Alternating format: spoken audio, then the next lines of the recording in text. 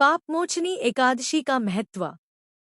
अर्जुन ने भगवान श्री कृष्ण से कहा, हे मधुसूदन, आपने फाल्गुन मास के शुक्ल पक्ष की एकादशी अर्थात आमल की एकादशी के बारे में विस्तार पूर्वक बतलाया।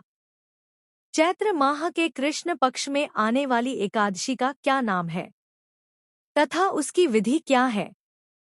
कृपा करके आप मेरी बढ़ती हुई जिज्ञासा को शांत करें। भगवान श्री कृष्ण ने कहा, हे अर्जुन, चैत्र मास के कृष्ण पक्ष की एकादशी को पापमोचनी एकादशी के नाम से जाना जाता है। एक बार की बात है, पृथ्वीपति राजा मांधाता ने लोमश ऋषि से यही प्रश्न किया था जो तुमने मुझसे किया है। अतः जो कुछ भी ऋषि लोमश ने राजा मांधाता को बतलाया वही मैं तुमसे कह रहा हूँ। राजा मांधाता ने धर्म के गुह्यतम रहस्यों के ज्ञाता महर्षि लोमश से पूछा, हे ऋषिश्रेष्ठ, मनुष्य के पापों का मोचन किस प्रकार संभव है? कृपा कर कोई ऐसा सरल उपाय बताएं जिससे सभी को सहज ही पापों से छुटकारा मिल जाए। पापमोचनी एकादशी व्रत कथा। महर्षि लोमश ने कहा, हे नृपति, चैत्र मास के कृष्ण पक्ष की एकादशी का नाम पापमोचनी एकादशी है।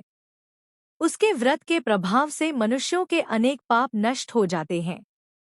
मैं तुम्हें इस व्रत की कथा सुनाता हूँ, ध्यानपूर्वक श्रवण करो। प्राचीन समय में चैत्ररथ नामक एक वन था। उसमें अप्सराएं किन्नरों के साथ विहार किया करती थीं। वहाँ सदैव वसंत का मौसम रहता था, अर्थात उस जगह सदा नाना प्रकार के पुष्प खिले रहते थे। कभी गंधर्व कन्याएं विहार किया करती थी, कभी देवेंद्र अन्य देवताओं के साथ क्रीड़ा किया करते थे।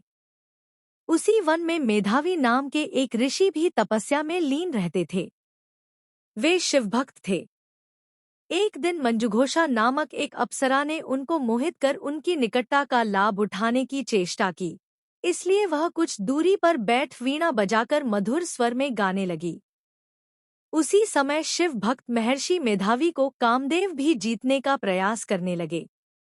कामदेव ने उस सुंदर अप्सरा के भ्रू का धनुष बनाया, कटाक्ष को उसकी प्रत्यंचा बनाई और उसके नेत्रों को मंजुघोषा अप्सरा का सेनापति बनाया। इस तरह कामदेव अपने शत्रुभक्त को जीतने को तैयार हुआ। उस समय महर्षि मेधावी भी युवावस्था में थे और काफी हृष्टपुष्ट थे। उन्होंने यज्ञोपवीत तथा दंड धारण कर रखा था। वे दूसरे कामदेव के समान प्रतीत हो रहे थे।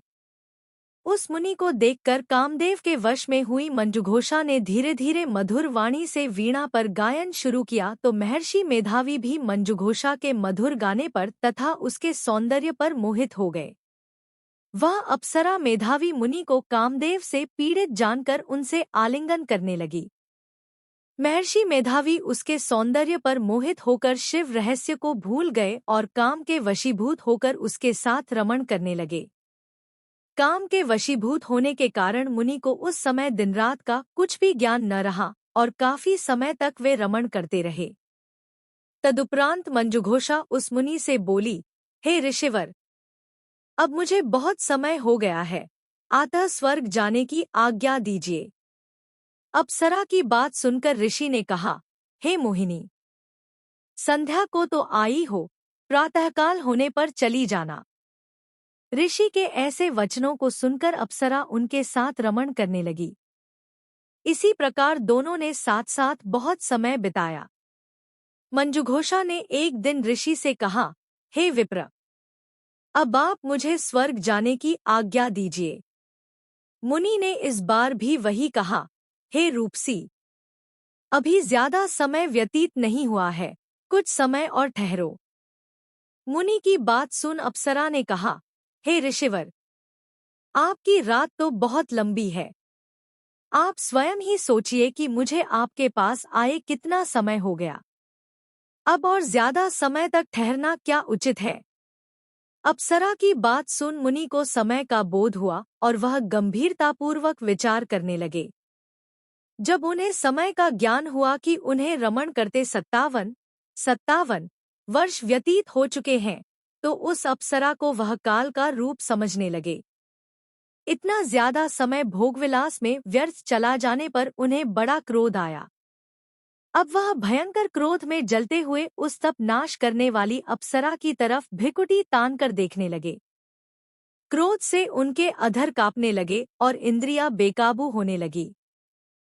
क्रोध से थरथराते स्वर में मुनि ने उस अप्सरा से कहा, मेरे तप को नष्ट करने वाली दुष्टा, तू महापापिन और बहुत ही दुराचारिणी है, तुझ पर धिक्कार है। अब तू मेरे श्राप से पिशाचिनी बन जा। मुनि के क्रोधयुक्त श्राप से वह अप्सरा पिशाचिनी बन गई। यह देख वह व्यथित होकर बोली, हे ऋषिवर, अब मुझ पर क्रोध त्याग कर प्रसन्न होइए और कृपा करके बताइए कि इस शाप का निवारण किस प्रकार होगा। विद्वानों ने कहा है, साधुओं की संगत अच्छा फल देने वाली होती है और आपके साथ तो मेरे बहुत वर्ष व्यतीत हुए हैं, अतः अब आप मुझ पर प्रसन्न हो जाइए, अन्यथा लोग कहेंगे कि एक पुण्य आत्मा के साथ रहने पर मंजुघोषा को पिशाचिनी बनना पड़ा। मंजुघोषा की बात सुनकर मुनि को अपने क्रोध पर अत्यंत ग्लानि हुई, साथ ही अपनी अपकीर्ति का भय भी हुआ।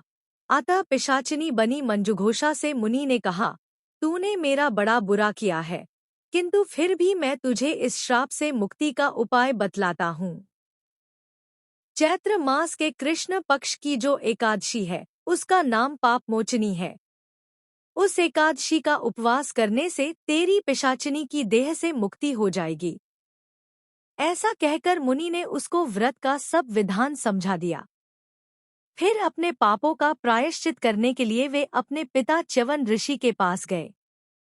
च्यवन ऋषि ने अपने पुत्र मेधावी को देखकर कहा, हे पुत्र, ऐसा क्या किया है तूने कि तेरे सभी तप नष्ट हो गए हैं, जिससे तुम्हारा समस्त तेज मलिन हो गया है। मेधावी मुनि ने लज्जा से अपना सिर झुकाकर कहा, पिताश्री, मैंने एक अप्सरा से रमण करके बहुत बड़ा पाप किया है।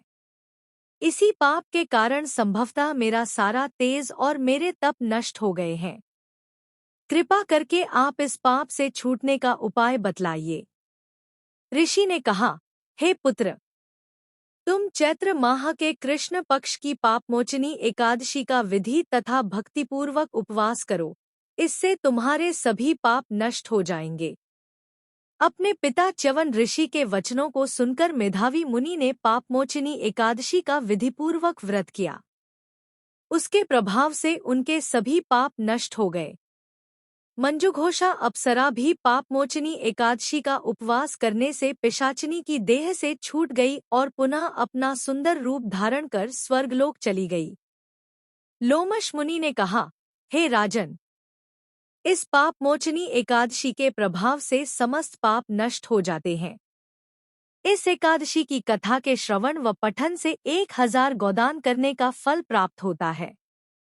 इस उपवास के करने से ब्रह्मा हत्या करने वाले, स्वर्ण चुराने वाले, मद्यपान करने वाले, अगम्यागमन करने वाले आदि भयंकर पाप भी नष्ट हो जाते हैं और अंत में स्वर्गलोक की प्राप्ति होती है।